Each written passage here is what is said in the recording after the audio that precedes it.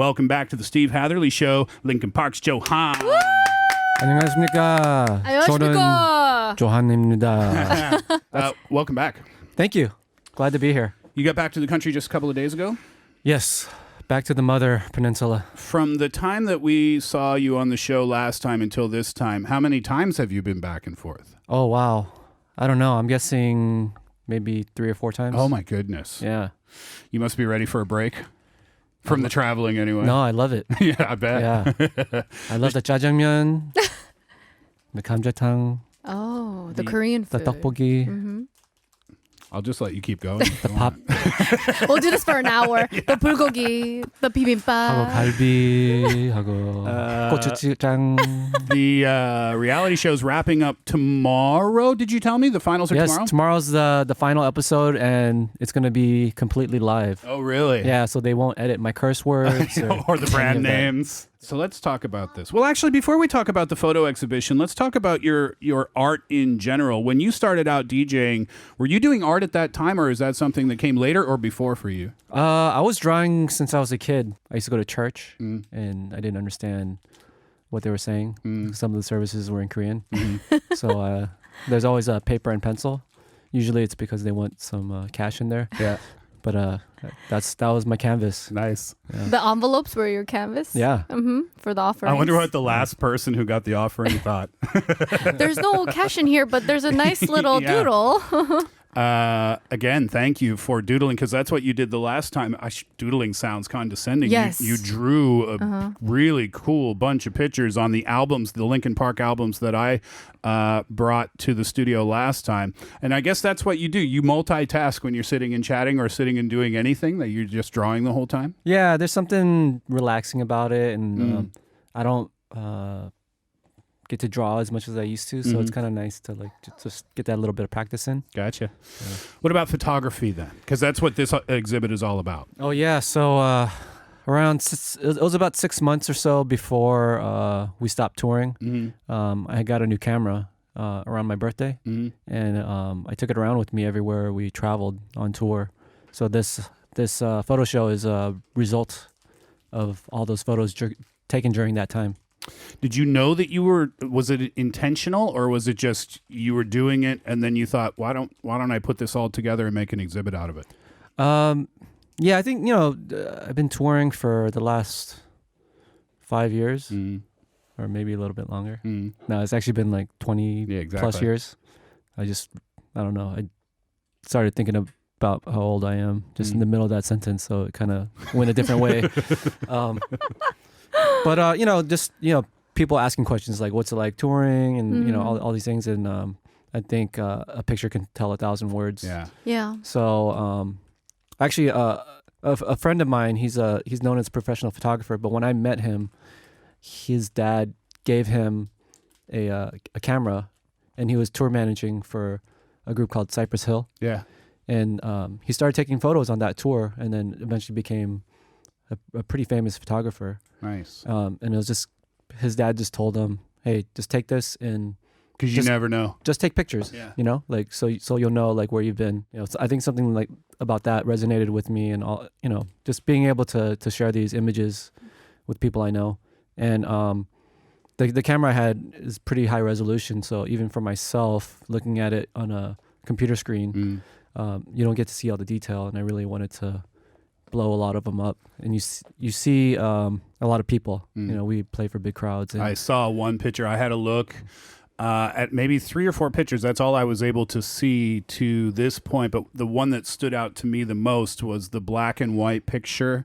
I was having trouble figuring out. The crowd was facing. So was it taken from behind the crowd, or it was from your vantage point on the stage? Yeah. Well, most of these photos, they're unique to where I am on stage or the places I can get to. And most of the live photos you see are usually designated areas where photographers can go. Usually at the beginning of the show. Yeah. Some people will notice the difference. Yeah. From the vantage point. Yeah. Because people get to see what you saw. Yeah. Yeah.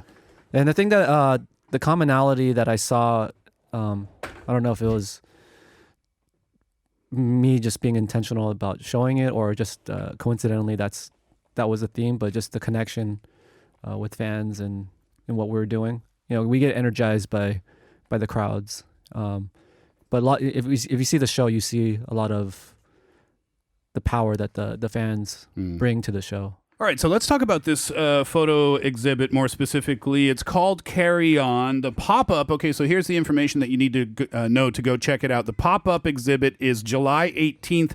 That's a week from today, so that's next Thursday. That's at Layer 57 in Seongsu-dong. If you don't know where that is, you can look it up on the internet. But the official exhibit begins August 14th. That's out in Paradise City in Incheon, and that's going to run for about a month or two, correct? Yes, until Chuseok. Until Chuseok. Very cool.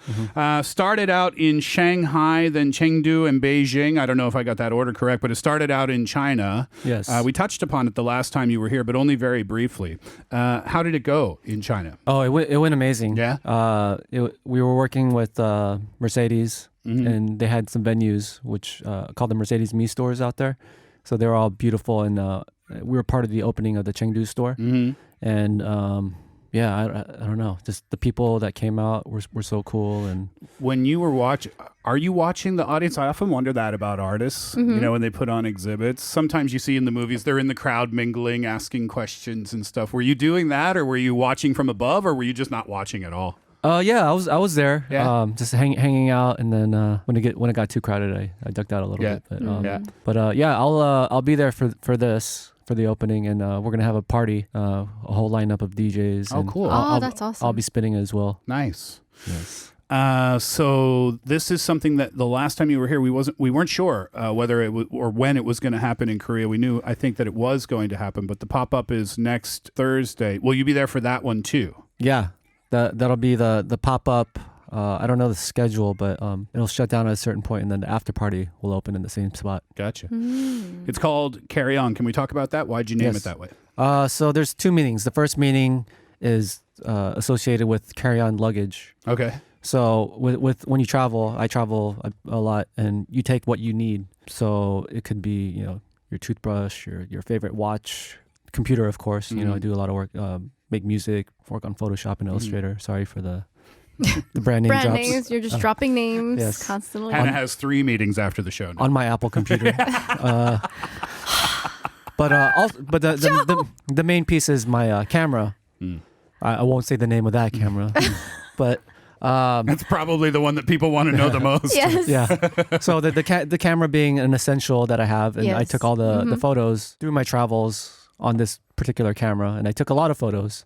It was really fun, and just documenting places I've been, moments, moments with the band, our interaction that people don't get to see, vantage points from before and during the show, and sometimes after the show. And the second meaning is carrying on in life, I think these photos are important as a time capsule piece of a moment in time. And it felt really important to me to share this with the world. And for me, it's helped to remember those great times, those great moments. I mean, when you see the photos, you see moments of greatness. Right. So to remember that, pay homage to those experiences, and then carry on with your life. I guess that's true. And maybe if you're an actor or an actress and you're killing it, if you were Jim Carrey making $20 million a film at that time, or you're in Linkin Park and you're one of the biggest, if not the biggest, rock and roll band in the world, the biggest, yeah, then and the coolest. Do you have the wherewithal to stop and realize what's happening? Do you know what I mean? Yes. That's a good question. I think it's happened differently at different moments in time. Like for us, when we started, we made our first record. The next week when we were finished, we got into an RV to open up for another band and drove all the way to Florida. Okay. From California? Yeah, I think there was Wow. eight of us. 6 band guys and two like a tour manager and a guy to sell our merchandise. It's kind of an awesome road trip. That is. Yeah. That and is. then on our way back from the East Coast, we played a radio show in Arizona where Chester was from. And on the way into town, we were going to stay at his dad's house. And we heard our song on the radio for the first time. Oh, cool. And that was like such an awesome experience. Yeah, right. Wow. And then that song blew up like crazy. And then we were quickly invited to play bigger shows. So within 6 months of getting into our RV to the summer, all of a sudden we played in front of 80,000 people. That's insanity. Yeah, which is, I remember that feeling was like one of the best feelings ever. Yeah. That you can't really give to other people. You can't really explain it. Hence the photo exhibit, kind of, right? Yeah. Yeah. Yeah, for sure. Yeah. Well, we're going to visit the exhibition, obviously, but is there one that's your favorite piece? That when we walk into that exhibition, you want to be like, make sure to pay attention to this one photo. There is one piece that is my favorite. It's just a hand reaching out to another hand. A hand reaching out to a hand. Yeah, it's actually Chester's hand reaching out, and it just shows how connected the audience is with him. In particular, this like one guy that's like really connecting with them, and I think that's a moment that everyone can share in a crowd. Yeah. But to see that actually happen in a photo, it's a pretty magical connection.